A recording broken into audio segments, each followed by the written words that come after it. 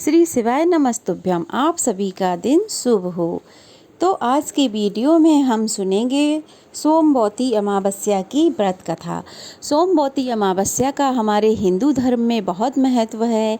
इस दिन लोग पवित्र नदियों में स्नान करते हैं, अपने पितरों का दान तर्पण पूजा आदि करते हैं। और अगर पवित्र नदी में स्नान करने आप नहीं जा सकते हैं तो अपने घर के ही पानी में गंगा जल डाल के स्नान कर सकते हैं। इस दिन सुहागन महिलाएं अपने पति की लंबी आयु के लिए, अखंड सौभाग्य के लिए सोमवती अमावस्या का व्रत भी रखती हैं और नियम अनुसार पूजा पाठ करके पूरी सच्ची श्रद्धा से अपना व्रत पूर्ण करती हैं और अखंड सौभाग्य का आशीर्वाद प्राप्त करती हैं।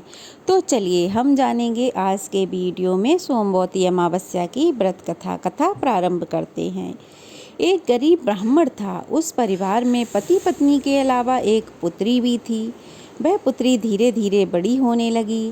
उस पुत्री में समय और बढ़ती उम्र के साथ सभी स्त्रियोचित गुणों का विकास हो रहा था। वह लड़की सुंदर, संस्कारवान एवं गुणवान थी, किंतु गरीब होने के कारण उसका विवाह नहीं हो पा रहा था।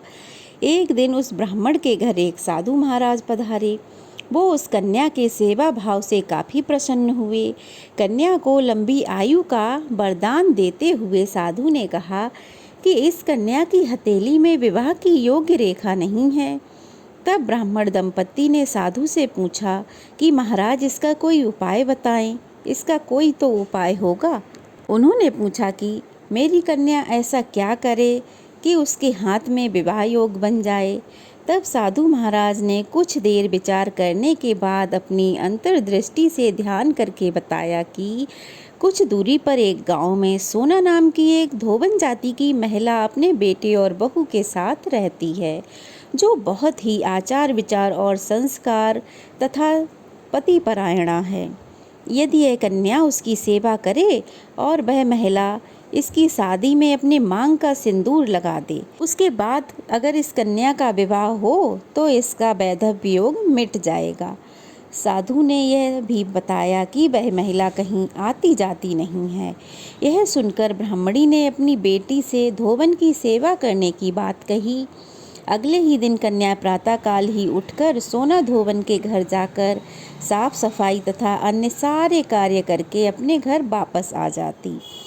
एक दिन सोना धोबन अपनी बहू से पूछती है कि तुम तो सुबह ही उठकर सारे काम कर लेती हो, पता भी नहीं चलता। तो बहू ने कहा, माँ जी, मैंने सोचा कि आप ही सुबह उठकर सारे काम खुद ही कर लेती हैं, मैं तो देर से उठती हूँ। इस पर दोनों सास बहू बड़ी हैरान परेशान हुईं और दोनों ने निगरानी करने की सोची कि आखिर कौन हमारे घर में आकर सारा काम कर जाता है। ऐसा सोचकर उन्होंने अपने घर की पूरी निगरानी की।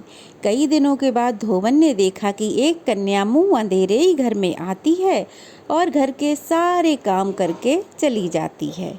जब वह जाने लगी तो सोना धोबन उसके पैरों पर गिर पड़ी और पूछने लगी कि आप कौन हैं और इस तरह छुपकर मेरे घर की चाकरी क्यों करती हैं। तब कन्या ने साधु द्वारा बताई गई सारी बात बता दी। सोना धोबन पतिपरायणा थी, उसमें तेज था, वह तैयार हो गई। सोना धोबन के पति थोड़े अस्वस्थ अवस्था में थे। उसने अपनी बहू से अपने पति के लौट आने तक उनकी सेवा करने को कहा। अब सोना धोबन उस कन्या के घर पहुंच गई और उसने जैसे ही अपनी मांग का सिंदूर उस कन्या की मांग में लगाया, उसका पति तुरंत ही मर गया। उसे इस बात का पता चल गया। वह घर से निर्जला ही चली थी, यह सोचकर कि रास्ते में कहीं पीपल का पेड़ मिलेगा तो उसे भमरी देकर उसकी परिक्रमा करके ही जल ग्रहण करूंगी। उस दिन सोमवती अमावस्या थी। ब्राह्मण के घर मिले पुए पकवान की जगह उसने ईंटों के टुकड़ों से 108 बार भमरी देकर 108 बार पीपल के पेड़ की परिक्रमा की और उसके बाद जल ग्रहण किया। ऐसा करते ही उसके पति के मुर्दा शरीर में वापस जान आ गई। धोबन का पति वापस जिंदा हो गया। इसीलिए सोमवती अमावस्या के दिन से शुरू करके जो व्यक्ति हर अमावस्या के दिन भमरी देता है उसके सुख और सौभाग्य में वृद्धि होती है। पीपल के पेड़ में सभी देवी देवताओं का वास होता है, अतः जो व्यक्ति हर अमावस्या को ऐसा ना कर सके वह सोमवार को पड़ने वाली अमावस्या के दिन 108 वस्तुओं की भमरी देकर सोना धोवन और गणेश जी का पूजन करे तो उसका सौभाग्य अखंड होता है, उसके सुहाग अखंड होता है। गौरी शंकर उस पर सदा कृपा बनाए रखते हैं।